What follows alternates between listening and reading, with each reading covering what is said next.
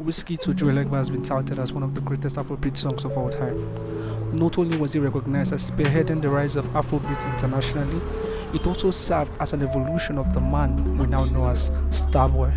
So I take a deeper look into what makes Ojuelegba special. It's legendary beats.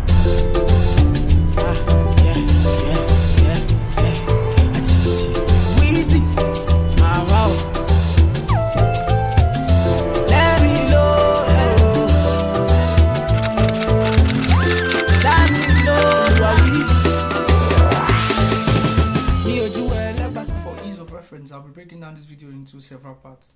Now let's talk about Wizkid's first album, Superstar album. Now Superstar album goes down in Afrobeat folklore as one of the greatest Afrobeat album ever released. Now the album had about 17 songs in it and it was created for music listeners. It had vibey tracks, it was full of danceable songs, and it was a beautiful album in general. It received positive reviews and till date, like I said, remains one of the greatest pop albums to be ever released, Afrobeat to be more specific. Now this led to so much hype for Wizkid's next project, and it took about 3 years before we could get that. The next project came in 2014 with the release of the long playing album, or the long playlist, which he titled what? Ayo. Now there was a bit of a controversy before the album was released. Before the album Ayo was released, Ayo is Wizkid's name, Ayodeji Bamidele Balogun. Before Ayo was released, there was a controversy with the name of the album. Banky W came out and publicly declared that the album was to be called Treason. But Wizkid came out and self-acclaimed the album Ayo, which translates to joy. Now Ayo had about 18 songs in it, and the album did not go down well with the public. It had a lot of mixed reviews. But among the songs, or among the tracks from the album Ayo, one song stood out, and that was the 5th track from the album Ayo, which is Joy. That was the Ojuelegba song. Now what makes Ojuelegba so special? Let's go back and let's listen to it.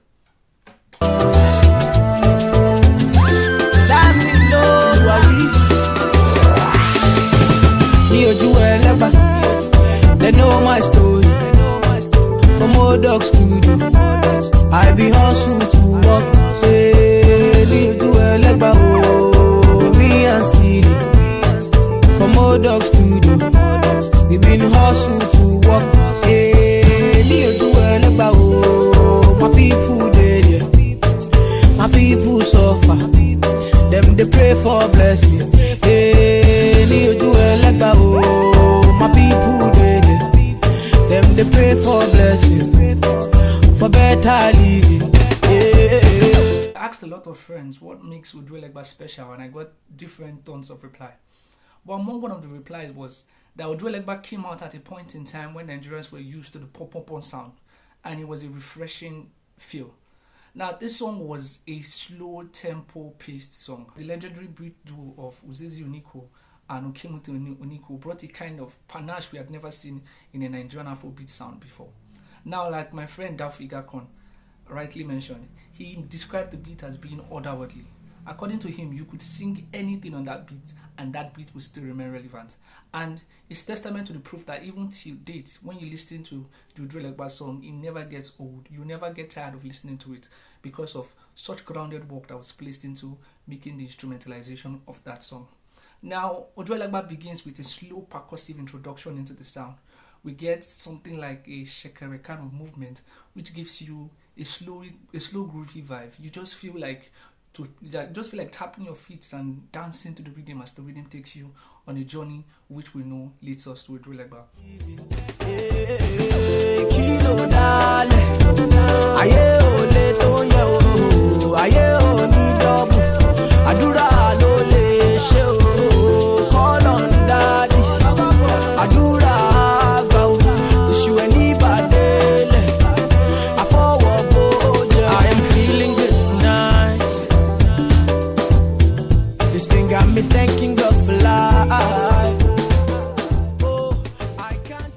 Standards that make Ojuelegba the game that it is isn't because of its lyricism, it's because of its emotional storytelling.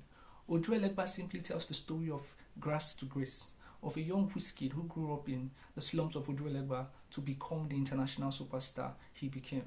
Now this basically simply tells the story of hope and that's what Ojuelegba encapsulates in its full. Prior to the release of Ojuelegba from the album, Wizkid had already dropped several singles off the album which were doing very well.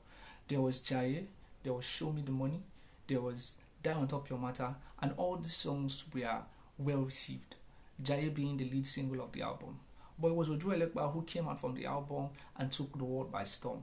Now, a lot of remixes were made of this song. There was Sarkodie's remix dropping about 16 line bars in it, and there was the international collaboration between Drake and Skepta, with also Wizkid involved, which led to Wizkid also featuring in Drake's One Dance off his album, which was released later in 2016. Now, Wizkid's Ojuelegba has a form of spirituality reminiscent to what we get in Two-Face. What Ojuelegba is able to do very well is to be able to carry itself in very simple melodies. Recording hooks in the song like Are You Feeling Good Tonight?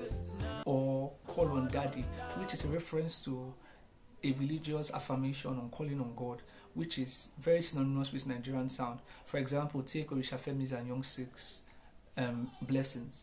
They bring home or they drive home a certain point that Eledumare, like Wizkid likes to call it, is the only sovereign being responsible for our decisions and responsible for taking us to the place we want to be. Now, the simple recurring patterns or the simple recurring melodies in the song Ojuelegba are what gives the song its bass. And like I said, Wizkid Ojuelegba doesn't dwell on heavy lyricism. The lyrics are simple, the lyrics are bare, with intonations of Yoruba sprinkled here and there, reminiscent of what Fela did in his Confusion in 1975. But yet still, Ojuelegba stands out as being one of Wizkid's most well thought out songs. We cannot talk about the life cycle of the music Ojuelegba without talking about the video. The video, which was released early January 2015, was shot by Clarence Peters, and I had to go back to look at the video to get why it received a lot of critical reception. Now, the video, which has amassed almost 48 million views on YouTube, I noticed wasn't bad visually. It wasn't critically reviewed or received because it was bad visually. No, the critical reception received by the video exists mainly because, unlike the song which told the story, the video did not really pass across that message. Clarence Peters, who is famously known for shooting videos in tight spaces and tight corners with lights and a lot of background elements, could not tell the story or tell the emotions connected with the scenery of Ojuelegba as properly as he could. Now, there were references to streets like Ayilara and Itire right there in the video, but you get the sense of disconnection from understanding the struggles or the journey of a man who rose from the slums basically to become the internationally known superstar he is today. So that was my own criticism of the video in its own self. Not because it was bad visually, no, but because it lacked that element of storytelling. Even the scene where they were eating eba in a stool and a bench right there, it could have been done better. It could have been done in a buka, it could have been done in a better space or in a better environment. These sentiments were also echoed by a Porsche reviewer in his own critical review of the Ojuelegba video. So what makes Ojuelegba special? I'll tell you, it's just not one thing, it's a number of factors. It's the simple lyricism. It's the otherworldly production, like my friend put it. It's the brilliance in understanding the story of a man who rose from the slums to become one of the greatest Afrobeat artists of all time. It's the brilliance in storytelling. Ojuelegba holds its place in music history today because of the evolution of a man who grew from his sound, which we had otherwise identified him as the progenitor of, to a rather much more mature sound, which even till date he still flexes. Ojuelegba stands out as being one of the greatest Afrobeat songs of all time, ever. And this is saying it without any cap. So thank you for watching today's video, and I hope you like this. Please leave a like, please subscribe. I'll see you in the next one.